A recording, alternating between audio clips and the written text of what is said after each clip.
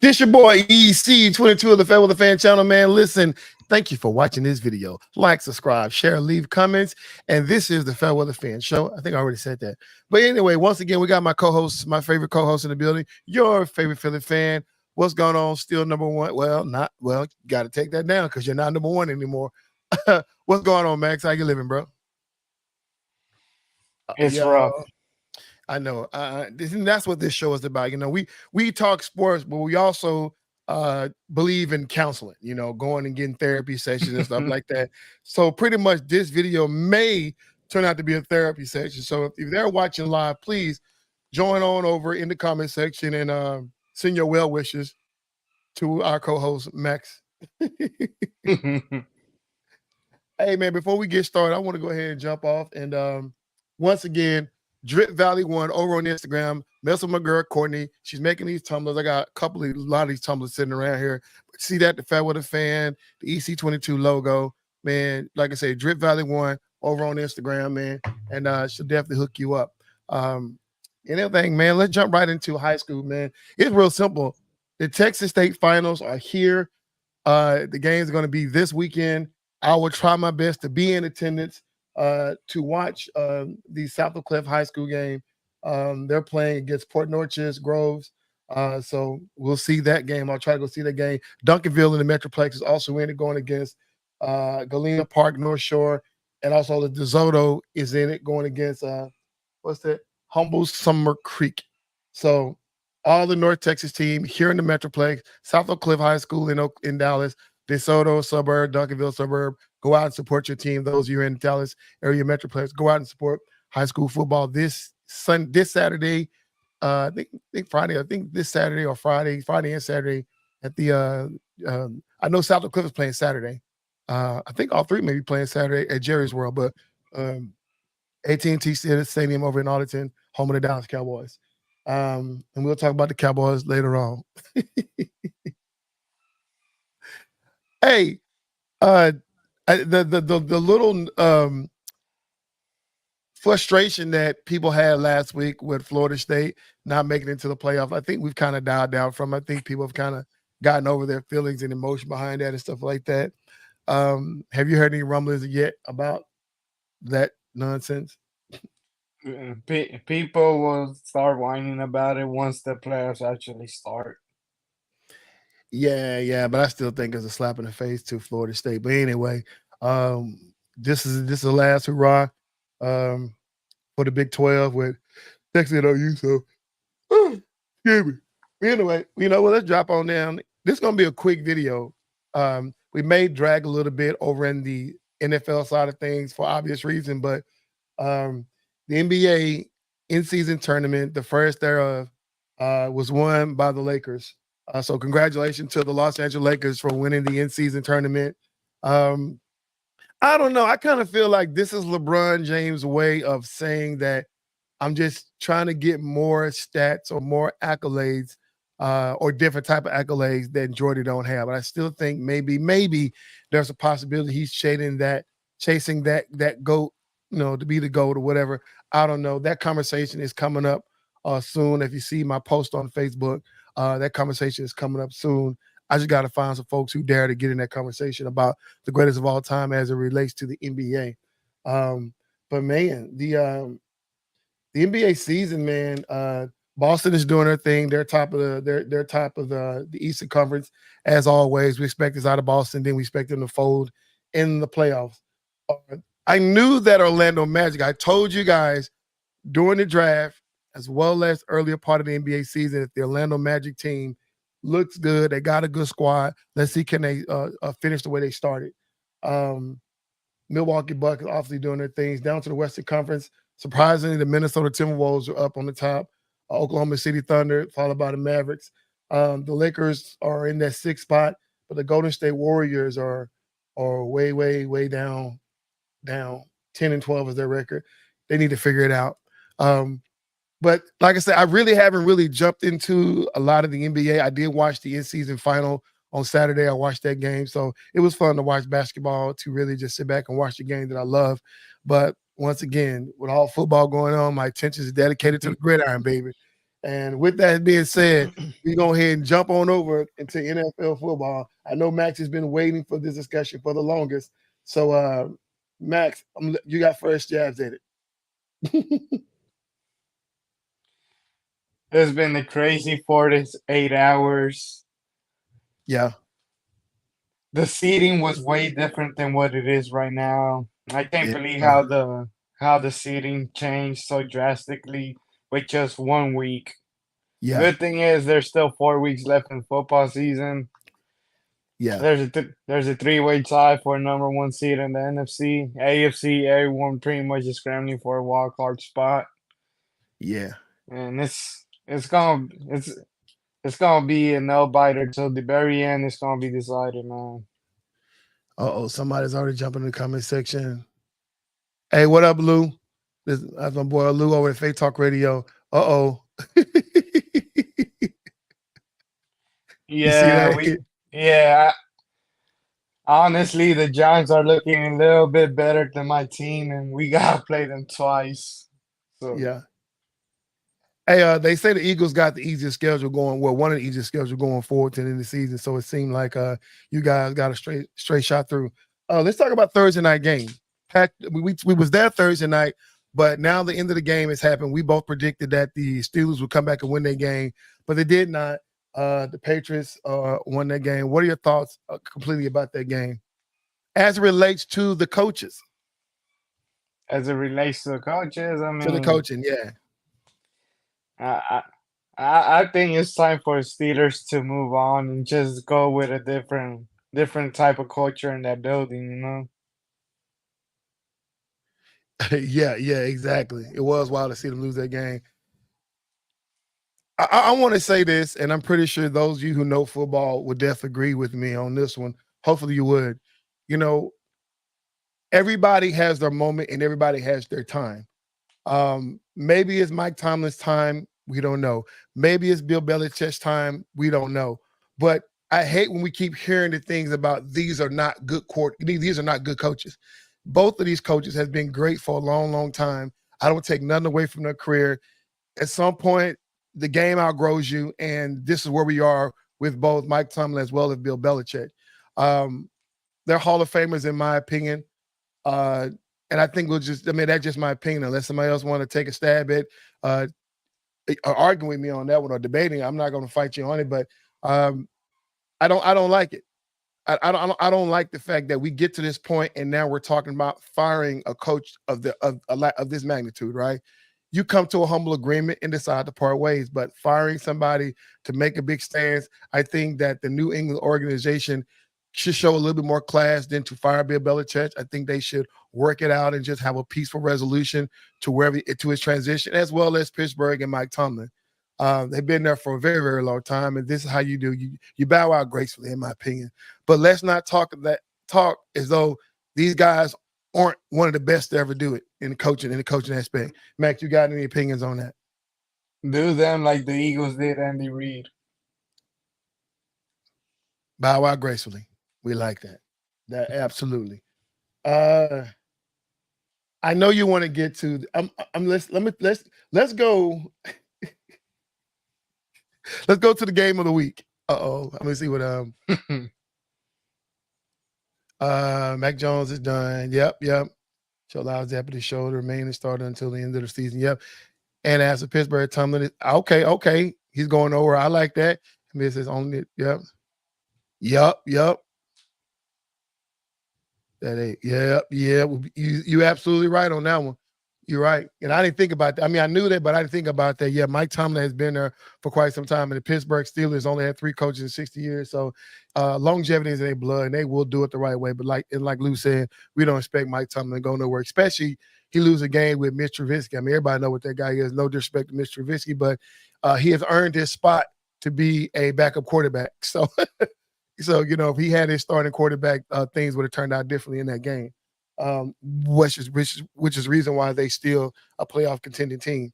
Let's see what Ray is saying. All respect to the 2 coaches that have led great teams. We should send them up. Okay, I like that. But Mike Tomlin ain't going nowhere. The game of the week.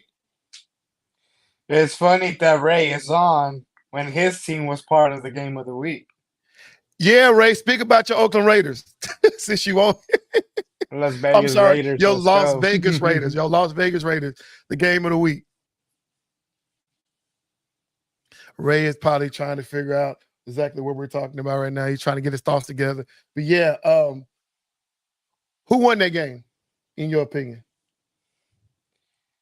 I actually wanted it to end up in a tie 0-0, go to overtime and remain at 0-0 so we could have the first 0-0 So I don't, overtime. I don't want to have Yeah. the score rate was 3-0. Going was 3-0. That was the end of the game. 3-0. That was what it was. It was You know? 0-0 prior to the 2-minute warning. Right. So what was that? Punt, block, turnover, punt, whatever. The one you sent me. Honestly, man, I got to give it to the Vikings head coach. I forget his name, but he made a big decision to pull Joshua Dobbs and to get his I mean, the defense rate was pretty good because nobody scored. It was the offense that was trash.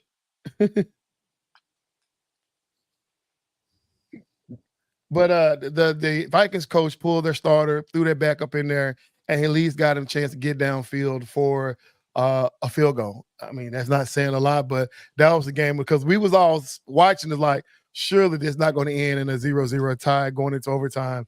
And thank God that somebody did something at the end of the game. It was a hilarious game to watch. We almost got one like that. What game was that? That came down into the second half. It was the Max, help me out here, bro. The Jets game. The Jets. Oh no, the Jets game. The Jets game came down. They were struggling as well, but then the second half kicked off, and then Zach Wilson stepped up and did what he was supposed to do, and able to bring that team out on a win because it was 0-0 at the half, and then Zach Wilson happened to put up 30-6 on the Houston Texans. What Ray is saying about his team shenanigans were made, and I rewatched the game, crying, laughing, and the mess rethink my life choices. God, no, boy, he needs some help too.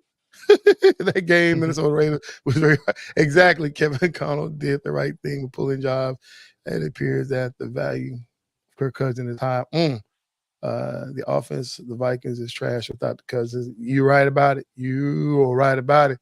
And Justin Jefferson. Justin Jefferson. What he got hurt? What hurt his back or something, a rib or something in that game? Oh. Just got back and then went out again. That sucks, bro. That completely sucks.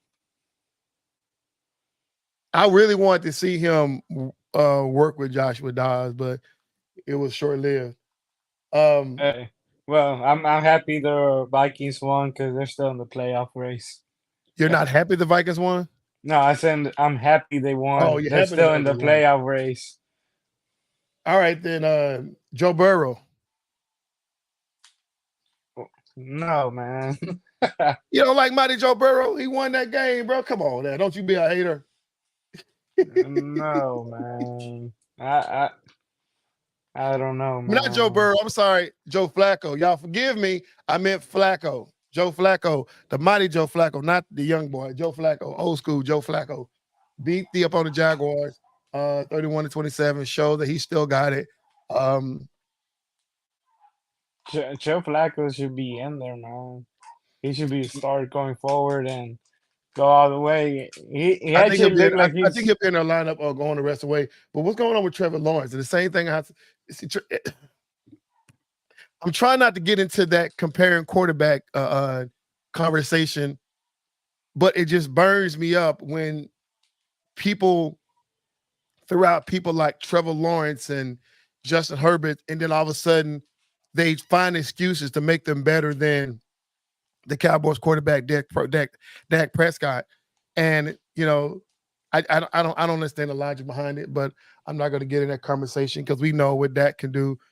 Dak right now is a front runner for MVP, and Dak controls his own destiny. It's up to Dak to get it done. If he's MVP, he'll finish the season strong.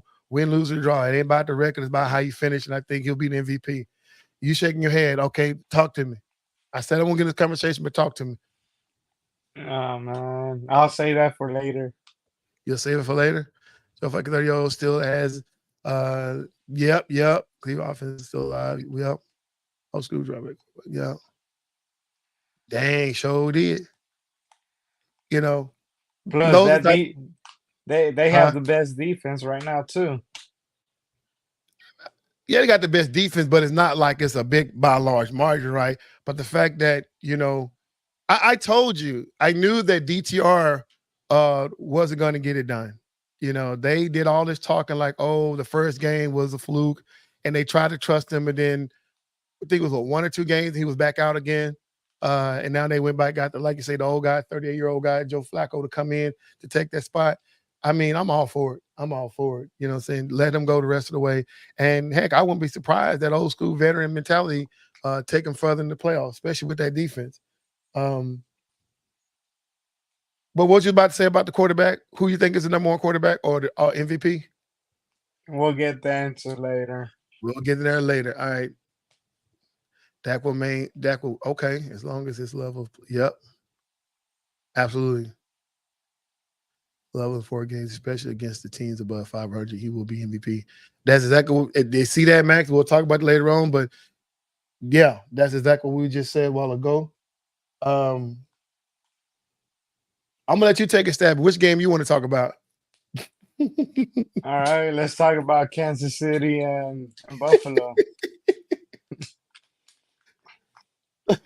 Go ahead. I mean, I'm surprised what happened after the game more than anything because why would you whine about the referees, man? You you don't whine about officiating, you know? Like leave that for the fans. You don't do that as a player, you know? 'Cause I watched enough ESPN, First Take, Get Up, Around the Horn, Get Up, all these shows, Ocho, Chad and Ocho, Nightcap. I watched all that, and I understand the argument that everybody has been making about Patrick Mahomes and he's feeling unjust about the call, the offensive call, and everybody pretty much said the same. I mean, it's almost like somebody gave him a script to say, and they're all repeating themselves. And I felt like it is what it is. I get it. The guy lined up both sides. It's a foul. You got to call it in that moment. Nobody predicted that would have been the play of the year or the play of the decade. I like what Ron RC said. He said if the referees knew that play was going to happen, they would have kept the whistle in their pocket or the flag on their belt. I totally understand that. But at the end of the day, at the end of the game, that's the perfect time and the best time to show your emotion. Whether you're right or wrong, that's what you do. The only problem that a lot of people had is that he should have been more pissed off at the receiver, particularly Tooney, who has been the bane of their existence since the start of the season, who's always constantly messing up. And I totally understand that. But as a teammate, I mean, I like the fact that he fussed at the referees. I like the fact that he had his perspective and he came out later on and apologized about it. But at the end of the day, I love this approach to it. I love his energy. Not sure exactly. Not sure why Tyreek is not in the conversation for NFL MVP. He has been in some people's mind if he hit that 2000. I don't know why they gotta wait till he hit 2000 to do it, but that's that nonsense they're throwing out there. But I like the fact that they argue. Now, whether he's right or wrong or not, I mean, the point he was making. Go ahead. How I took that was more of a you're whining and talking about the referee's decision, but at the same time, if I'm Buffalo Bills and I'm Josh Allen, I'm thinking, well, Patrick Mahomes is calling out the refs. Is he trying to say that we didn't earn that win? That win was handed to us? Like, what is he saying about us? Because it happened against us. He clearly said, and this is how sharp he is. He clearly said, I'm not saying that touchdown would have gave us the game. He said, but let us play. He said they definitely had every opportunity and is skilled enough to come back downfield and take the lead. I'm not taking nothing away from what Buffalo can do. He said, but at that moment, you got to let us play. This is what I'm not blaming them. I always believe when it come down to officiating that you don't never put it in the hands of the officials, right? It need to be a bigger margin and stuff like that. But these type of games happen. Obviously, Patrick Mahomes, I mean, the referee got to make the call, and he did make the call, so I'm not going to trip. The man did his job. But when I look at the plays, like that's not something that, like the week before, when there was a pass interference, they didn't call it. Those are obvious plays, right? Nobody would have looked at the play and said, "Oh my God, oh boy, landed offside." Nobody in the play-by-play saw that he was offline. Nobody saw it. So there have been, and I think in those moments, I think referees need to be trained before they throw that a flag at that particular juncture of the game. That let's be a little like Patrick Mahomes say, let them play. You know, pass interference, everybody can see that, right? Because you're going to be replaying. Nobody would have replayed the fact that he was on the line. Nobody would have replayed that. Nobody would have even thought about that. They'd have been too hyped up about the play, you know what I'm saying? Especially at that particular time of the game. They would have been hyped up about the play. The only funny thing about this is that it wasn't like that was the end of the game, right? They had X amount of chances to do that, to get back in there. So I'm kind of 50-50. I'm not saying that Patrick Mahomes is right and the referees are wrong. I'm not saying the vice versa. What I am saying that not whining, his passion. I love the fact that he was passionate enough to get out there to be the face of the franchise and say, because at the end of the day, we all know the referees get it wrong. We all know that, right? And if you're going to be the face of the franchise or face of the NFL, then why not him? He need to be the one to say it. Hey, not guarantee you, because he said it, they're going to be some looking, maybe not that call, but they're going to be to look at calls going down further, how they're going to call a close game. They're going to look at it because he said it, you know, because he is the face of the franchise. So that's the reason why he needs to say it. AC Ray said it was the refs. You know, see. So I mean, he wasn't whining about a holding call in last year's Super Bowl, so I don't see why he has to whine about this, man. Well, you know, it's a situation to where when you know you're the face of the Lou is he's about to say something. I believe Mahomes was trying to express the fact that the consistency is not there with these refs. Yep. When Valdes-Scantling did not get the call and pass interference after the Packers defense grabbed him in the late game, Mahomes then saw that the refs made the call on Kadarius Toney at the end of the Buffalo game. Yeah, after the refs failed to call the same. Yep. Thought the game. Toney was outside the multiple. Yep. Absolutely. And that's the point that, like Lou, and what I was saying, that's the point that we're all trying to make, you know, is that the ref needs to be consistent. And I guarantee you, they're going to look at it. But when you said earlier about him not, at some point, you have to pick and choose your battles. So him not complaining in the Super Bowl and stuff like that is just a situation where it's just like, you know what, you pick and choose your battles. But at some point, enough is enough. And that's just my opinion. But you say he's whining. Okay. If you say he's whining. I get it. I'm not going to argue with you on whining. You know, since we're talking about whining, since we're talking about crying, we go Cowboys, Eagles cry.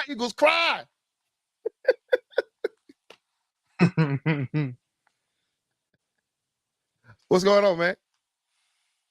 I feel there's something going on with Jalen Hurts that they're not telling us, because if you see like on our quarterback draws and stuff, like how weak he ran, how slow he was running and stuff, you Right. could tell something is wrong. They're not saying what's going on with him. That's what I feel is going on with the team. You've been doing this show with me since the start of the NFL season. Save a few games, save a few weeks. And we've all, even people in the chat, has been asking you about the health of Jalen. And you have unapologetically defended his health until now. What changed? Like I said, those him rushing against the Cowboys, you can tell he's not the same guy anymore. Something is wrong with him. He fumbled. He rarely fumbles, man.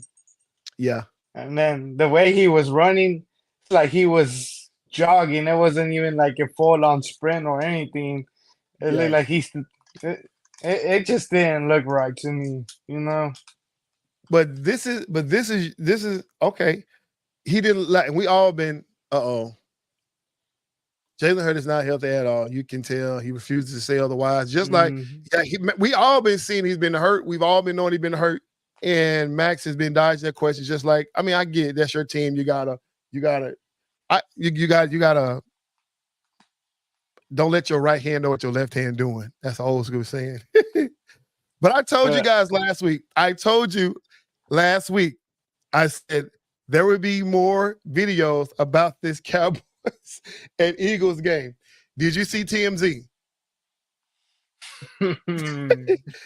that we don't promote violence on this show, but y'all, if y'all would like to jump on TMZ, the Cowboys, Eagles fans spilled into the silent auction at the AT&T Stadium that was happening this past Sunday at the Cowboys and Eagles game. I told you there is always a fight. There was also a fight. I think it was at Texas Live or somewhere around there. So it's always a fight where those guys get together. And in both incidents, the Philly fans got handed to them. they took an L on the field and off the field. So I almost want to jump out mid-X. You don't want to go to war with a soldier. That's what I almost want to jump out and scream at you. But Max is always promoting and always sending me clips about the Eagles fan when they're beating up on folks, but he just somehow missed this one. But we don't promote violence, man. Say just walk away. It's not worth it. Fly Eagles fly is it's starting to become why Eagles why their defense has stopped. I get it. Max, you read it. I'm not going to read this out loud. I already read it. And we don't. Hey, the people can read for themselves. Yes. Speak on it, Max. Y'all came in as a top-rated defense. Speak on it. It's the same thing as last week against San Francisco. It's our linebackers, man. That's our Same Achilles against heel. Washington. Y'all let it's Sam our Howell linebackers, man. Your linebackers. It's the linebackers, man. Bradbury and Darius Slay are doing their thing, even though the fans are saying they're trash. But I'm like, they got the yards they allowed, how many times they were targeted in the game versus the linebackers and everyone else on the team. They're doing their thing. It's just the rest of the linebackers they're not getting it done. Our defensive line is getting to a quarterback, but both quarterbacks know how to scramble and extend plays, and that's what sucked. And ultimately, our linebackers are not there.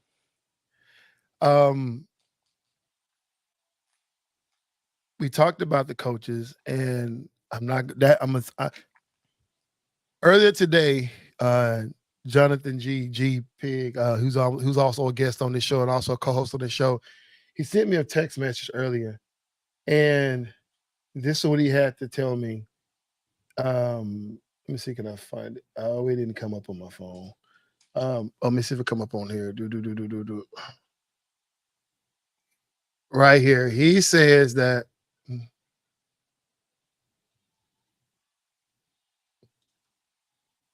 He sent me this thing saying that it was this thing on TikTok about comparing Dak's first I think 1,000 games, 100 games, whatever it was, compared to Tom Brady. And basically the idea was he was basically trying to say that at this particular point in Dak's career versus Tom Brady's career, Dak has better numbers. And should this be an argument to say that Dak is better than Tom Brady?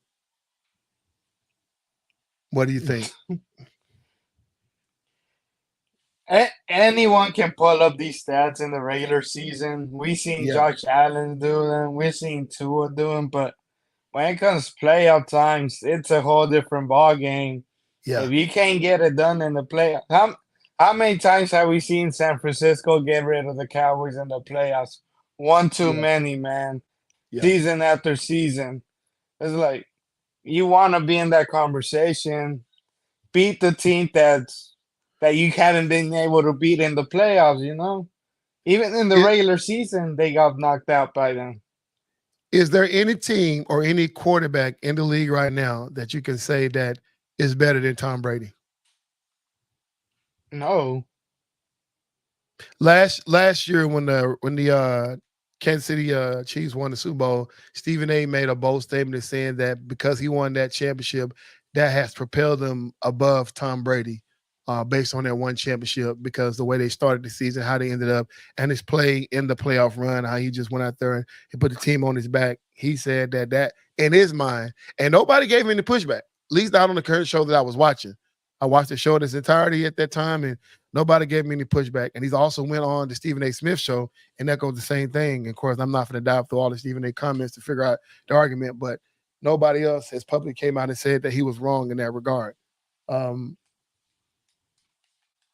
don't see That's it, not even. not at all, man. Tom Brady has had less talent around him than Patrick Woo! Mahomes has had, and he still got it done. I know Patrick. I looked up. Do you know what's this? I can't think of his name. Ridley, something Ridley, and LeGarrette Blunt. They only had 2 running backs or 2 years where their running back ran over 1,000 yards. That was, I forget his name, something Ridley, and then obviously LeGarrette Blunt. That is it. Yep. Now he was slinging that ball. He's been slinging that ball. Of course, you come down to his tight ends, obviously with Gronk and Wells Work on them and stuff like that, and Julian Edelman. Yeah, they did their thing. Even the time when he had number 3 of all time, Randy Moss up there. But no, I'm with you. I'm with you. It's funny how in modern times or during real time, people love to have these arguments or these debates about who is the greatest of all time or who is like, and like I told G, and I told him, I said, I don't think Dak is better than Tom Brady at this time. I appreciate where his career is going at this point, but let's see how he ends. I think that was just a fair statement to not argue with him, even though I was ready for argument, but I don't think it's ready for me. But I basically just told him, hey, stats are stats. They don't tell the whole story of the game. But these are the type of stuff that people love to bring out, you know what I'm saying, to make that argument. People like Skip Bayless would turn around and say stuff like this because obviously he's a Cowboy fan, but he's a Brady fan as well. So, I don't know. Plus, I'll say this too. Tom Brady had the same quarterback competition over and over again, consistently playing against Peyton Manning, Joe Flacco, Ben Roethlisberger, all these other great quarterbacks. Dak Prescott hasn't had that type of stability with the NFC East. You've seen it. Daniel Jones is probably going to be on his way out of New York Giants. He ain't elite. Washington hasn't had a quarterback in so long, and the Eagles are still transitioning for Carson Wentz to who it was, Sam Bradford, Nick Foles, and all them to Jalen Hurts now. And it's like there hasn't been any consistency to say, oh, Dak has a rivalry that takes him to the limit. But like Tom Brady had that with Peyton Manning. They always put up classics and stuff. The competition was always there. And you could tell just by the way they talked about each other and stuff. They were ready to fight each other and try to outperform each other. But that you don't really have that much competition around him to make those arguments that, hey, Dak's elite. He hasn't played consistency, When it comes down to like having the quarterbacks to go back and forth with, there was a time, like you said, it was Carson Wentz. But it's the conference he's playing in was obviously is the hardest, or at one time was the hardest, best definitely last year. It just, the competition, we look at the 49ers has been their Achilles heel for the last couple of years, and they just solidified a true quarterback this year. So it's not necessarily always having the right quarterback, but sometimes it's the coach and the schemes and stuff that makes it hard to win out there, right? Nobody expected the Eagles to get all the way to the Super Bowl last year except for the Philly fans, but the rest of the league wasn't behind it, but they made it up there, right? Nobody expected the Chiefs to get up there, right? So I think it's almost kind of like a level playing field this year, right? Because it's like any given Sunday. I mean, the Chiefs lose to the Bills. The Chiefs lose to the Bills. The Lions lose to the Bears. Come on now. Elite teams has been losing, This is called coaches are trying to coach the hell out of their players because they don't want to lose their job season. Right. You talk about the Seahawks I mean, dude, almost with Drew Luck, it was a blowout at the end, or they stretched the league at the end, but I mean, they fought a decent game against the 49ers, 49ers put up 42 points on the Cowboys and Eagles, but only just managed 28 points on the Seahawks. You know what I'm saying? So it's like, divisional game though. And some would question, had Geno Smith been healthy, then that game probably could have came out a little different, or maybe they step up to the level of talent. I don't know. But it's been the whole season has been weird, man, as far as wins and losses is concerned. But I like it. I like this playoff race, man. Anything can happen. It's gonna come all the way down to the last game. This is why I'm not worried about the Eagles, man. We have a straight shot to the #1 seed. Yeah, y'all got the easy shot. I know. We have Seahawks, Giants, Cardinals, Giants. The Cowboys still have. Speaking of the Lions, I actually want to talk about two last teams. I want to talk about the Houston Texans as well as the Detroit Lions. I will start with Houston. Has CJ Stroud hit his ceiling? No. Why would he hit the ceiling yet, man? So here you go. Remaining games for Dallas. Yep, Miami. The remaining games for Philly. Well, yeah, Seattle may be a little tough, but everything after that is trash. Arizona, San Francisco, Arizona, yeah, Baltimore. That's the one. That's the game everybody's going to be watching, the San Francisco and Baltimore game, to see if this team is a real deal. After that, they got an easy run. And then the Detroit, they got Denver, Minnesota, Dallas, and then I think it's Minnesota again. And then Dallas got who we got? Dallas has 2 straight road games against Buffalo and Miami. Yeah. Say who will be the top seed team in the NFC East and why? Eagles, man. In the NFC. I know. I'm going with the seed that's right there now. I think San Francisco is going to be the seed. Well, obviously San Francisco has to win out to have a chance. Obviously, right? And who will be top seed? Yeah. So obviously, in my opinion, San Francisco got a harder schedule than the Eagles. Eagles has been known to far away games. We've known that. So it's saying that the Eagles can win out. That's not saying a whole lot. That's not a guarantee for the Eagles. Because now you're looking at record, and obviously San Francisco has a tiebreak. San Francisco has a tiebreaker if you guys go with the same even record. Dallas has to win out, which I don't think they'll do. Hopefully they would. But right now, I think it favors San Francisco. I think it favors San Francisco because they only got one tough game ahead of them. That's against Baltimore, and I think they got so many weapons to handle. I think they got so many weapons. The Rams are up in their schedule too, man. Did you just say the Rams? Lou, he just said the Rams. You still holding on to the Rams? Dude, don't be surprised if the Rams make it into the playoffs, man. I'm telling you, the Rams are looking real good this last 2-3 games. They've been looking real good, man. You saying don't be surprised that the Rams are making it. But God dog, bro, that's like saying the Tampa Bay Buccaneers. They're one of them sorry teams on the NFC South gonna make it in. So the Rams right now, they 6-7. And they're still gonna make it. And there's a bunch of teams at 6-7, and I get all that, but no. The only team, and it's just my opinion, the only team I think that stands in San Francisco way is the Baltimore Ravens, and we'll see how they when they meet how that goes. The Detroit Lions, man. You said we haven't reached the ceiling for CJ Stroud yet. Nope. So where you expect out of next year? Because obviously this year is over with for him. I don't think. Look at the talent he had around him. He maximized the talent around him. That doesn't mean he's at his ceiling. his ceiling will be when he has talent around him and see what he does with that talent.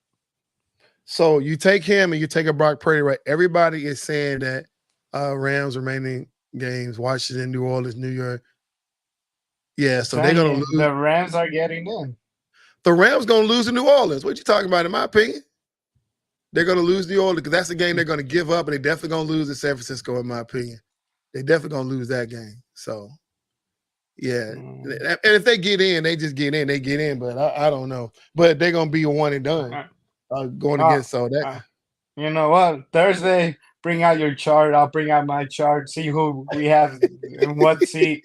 Who the 7 playoff teams are for in the NFC side.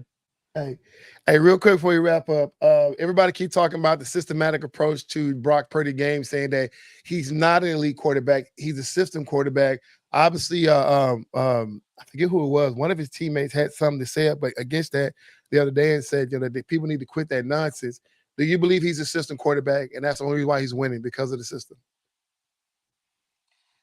I mean, when he went on his 3-game losing streak, he wasn't winning because he didn't have those players around him. So yeah, I believe it has to be the system. It's kind of like same thing that happened to the Dolphins. The system they have in place is to let Tyreek Hill get the ball to Tyreek Hill, and whenever he can, give it to Jalen Waddle. Tyreek Hill went out. What happened to the system? They went to override and they just couldn't figure out what to do. They had that game in the bag and they lost it. Why? Because they did not have that playmaker on their offense. Yeah. So, yeah, I believe Brock Purdy is a system quarterback, man. So you believe Brock Purdy is a system quarterback? I'm gonna say this, and it hurts me to say this, but before I get to that, the Detroit Lions. I think the Detroit Lions is going to be all right. I think they'll make the playoffs. I don't think they're going to go far. I think they'll get past their first rounder, their wild card game, and I think they'll lose after that. But man, what a season for Detroit! What a season! What a season for them! I expect big things from them next year. But going back to Brock Purdy, look.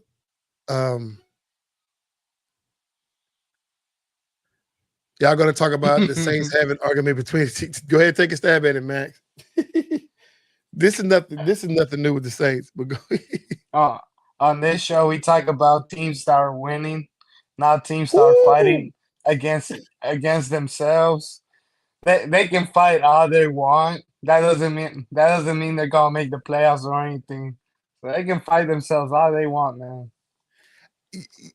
When teams are struggling and when they're struggling, they tend to implode. That's just all it is. They tend to implode, and that's what they're doing right now. Brock Purdy, God, no, he just messed up my end of speech. Thank you, Lou. He said, "Hey, I just want to hear about it." Yeah, there it is. Ray. Yeah. Teams, I mean, when players get into each other, there's always a fight. There's always a disagreement. There's always cats acting crazy. It was somebody else that was getting into it. I forgot who it was on the sideline. But those type of situations happen. I don't think Brock Purdy is a system quarterback. I think that, when he didn't have his talent around him, I think everybody suffers. I don't think Dak plays as well if you don't have CeeDee Lamb. I don't think Patrick Mahomes plays as well if you don't have Travis Kelce. You know what I'm saying? And the list can go on and on and on. I don't think Trevor Lawrence plays as well if you don't have Travis Etienne. You know what I'm saying? We can go on and on and on and name every quarterback. But I think if you put him in a situation to where, like a Matt Stafford had to come up and give Puka Nacua a good name. You know what I'm saying? Nobody knew who this kid was. All of a sudden, boom, out of nowhere. You know, you look at Lamar Jackson, all of a sudden, and his receiving core, giving them guys a good name. C.J. Stroud, we knew what Tank Dell was, but we didn't expect him to be this good. You know what I'm saying? And I think that Brock Purdy is that guy. I think he can. He got a system in front of him, but if you lose those players, I think giving him a few games, I think he can figure something else out. But right now, the dude is just balling out of control. He is. It is the yards after catch that are making him look great, man. Yeah, that is true. Because if his wide receivers would go down right at the catch, he wouldn't have the stats he has. Yeah. Right now, Brock Purdy leads week 14. He's a stat leader for passing yards with 368, 2 touchdowns, 1 INT, followed by, and I was laughing earlier because Desmond Ridder made the list of 347 yards, 1 touchdown, 1 INT. Will Levis in that win last night against Miami. Yeah. Jerron gave up on his team. He said it's going to be 6-3. Jerron, if you're watching, gave up on your own team, and Will Levis came back out and put that game away for you guys. So good job for the Tennessee Titans. Lamar Jackson made the list, and then obviously Joe Flacco rounded off with 313 yards. Run CMC, Kyron Williams, Rashad White, Raheem Mustard, and Chuba Hubbard was a top 5. McCaffrey, Williams, and White were all over 100 yards. Chris McCaffrey had 145. Dude is balling out of control. And then your receiver was Drake London. That kid is off the chain, man, over there. Deebo Samuels, Brandon Ayuk, DeAndre Hopkins in their win, and Cooper Kupp in their loss to Baltimore. Those are your stat leaders. Max, before we close out, you got any final words? The Rams will make the playoffs. He said, don't get me wrong, Purdy, the last pick, that right, is playing lights out. Not something you would expect for him, right? Mr. Relevant, his success also. Mm-hmm. No, yeah, and the culture that built around that team too. He said, yeah, and that's one thing Uncle Shannon keeps saying, that he played under the daddy, and so that's why he feels that is the system approach to Brock Purdy, because he knows the type of what the Shanahans do and how they pretty much run the organization. So Uncle Shannon said that, and not that I completely disagree. I just think that even with the system, you still got to go out there and perform, and he's out there performing. I mean, watching the passes that he's making, how he's dropping them dimes in there, he got to trust a receiver in situations that he trusts his receivers in, that take guts. That just straight take guts, and he got the guts to do it. And thank God he got receivers that can make plays, but it still take guts to do it. You know what I'm saying? It still take courage and confidence in your players to make those throws in a situation you make the throws in, and to make sure that ball get there, hit him between the numbers. So I'm not going to trash, but I've been hard on him, but I got to give his flowers before he proved me wrong. Like you did Josh Allen. Yeah, y'all let me talk bad about Josh Allen. I'm sorry, Josh. He called me too. No, he didn't. Hey, man, but hey, Max, you got any final words, man, for the Fairweather Fan channel? Okay. So before we get off, in the more than a game fantasy football league, the end of season prize goes to the first place winner. Is no longer it was won by Jerron Clayton. So I'll be cashing him his $50 prize for the more than a game. So now the next week the playoff starts, and so the overall grand prize for winning the whole league will be $100. So the guys are in it. Max said he's going to win it. We'll see. Ray beat me out of first place in your league, so got dog at Ray. Ray is still in my league, so it's about boo. So that goes that. So next week we'll be doing, and I'll be doing a video. I'll probably post a video probably Friday or Saturday or Sunday, one of them days. But go over to YouTube, and I told you here's the instruction for the cash giveaway. Go over to YouTube, watch the video, a conversation with the legendary Coach Brown. That's the video I want you guys to watch for the cash giveaway we're going to do next week. Go over to YouTube. There's a video called. Actually, if you go over to, you can go to YouTube as well. You can go over to the fan page on Facebook, Fairweather fan page on Facebook. There's also that video is posted on there as well. Legendary conversation with the legendary conversation with legendary Coach Brown. Listen to that interview, and we're going to ask questions about that interview. And that's whoever get it right, that's we're going to win the $100 cash prize. I know $100 is not a lot in this economy, but hey, you can buy some chips or something, or buy some stock and stuff with $100. But yo, so please, those who are watching, once again, go over to YouTube, watch the video. I think it's maybe 20, 30 minutes long. Watch the video. It's an interview I did with the legendary Coach Brown of Oklahoma City. Those of you from Oklahoma City, you know, Coach, you guys have been sending me shouts out about thanking me for that video.